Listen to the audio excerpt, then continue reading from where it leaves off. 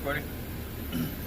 Hey guys, it's Josh from JTech, and today I'm going to show you how to do a compression test on this, I think it's an 03 Jeep Liberty.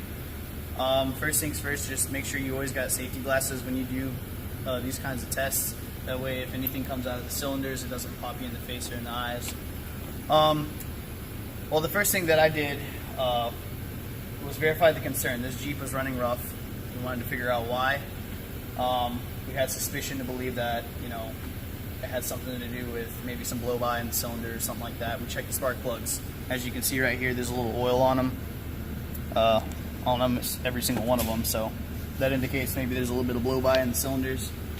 But whenever you start to do this test, you want to take all your spark plugs and coils out and pull the fuse and the fuse box to cut fuel to the motor, because you're going to crank it up. It was this little relay right here for the fuel pump.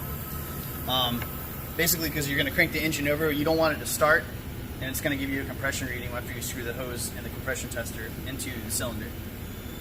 So I did all that. Everything's disconnected, so the car it'll turn over, but it won't start. Another thing that I did was I put a battery tester onto the battery, because we're going to be cranking the car multiple times. You don't want the battery to die, because you'll get a faulty reading then. Alright, so first things first, this is your little hose that connects to the compression tester. This is your compression tester. It'll give you a PSI. So what I did is I went and looked up the specifications for this car. As you can see right here, 170 is the lowest PSI reading that we can get on this car, and 225 is the highest. So anything in between that is going to be, you know, optimal.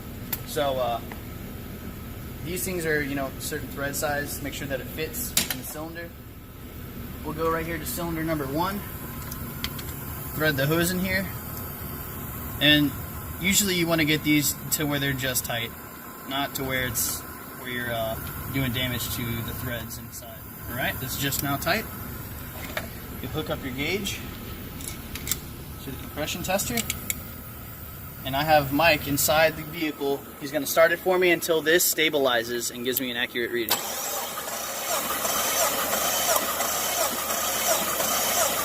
Alright, Mike.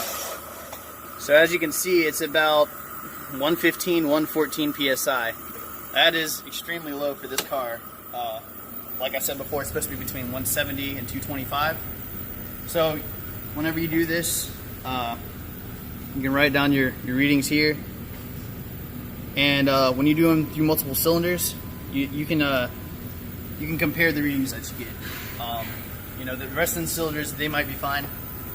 So we know for sure that number 1 is not, it's not reading to what the specification should be. It's not at 170. It's way below. So compression's low in that cylinder. We're going to dig in further into that and figure out what the concern is, and let the customer know. But that's how you do a compression test. Thanks for watching my video.